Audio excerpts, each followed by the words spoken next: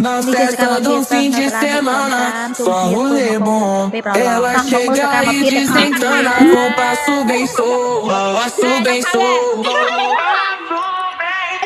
passo bem solto. Na festa do fim de semana.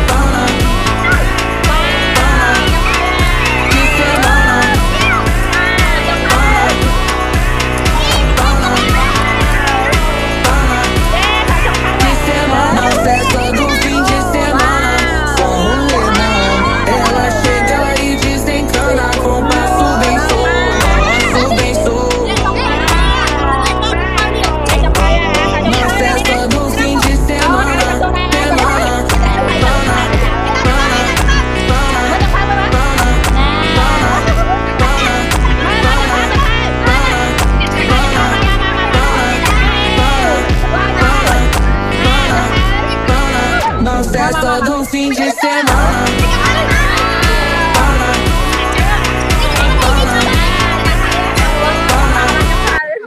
Ok. Wow, con phu hả? Nuôi trù đấy. Cô tìm cô tìm. Wow. À, chấm thầu à. Chấm thầu á.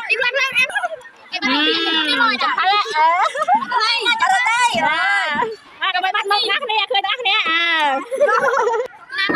Wow. Thật nha. Ngay trong thau á, xài trong thau á. Wow. Đây đó, bắt đây mẹ. Mới trong thau.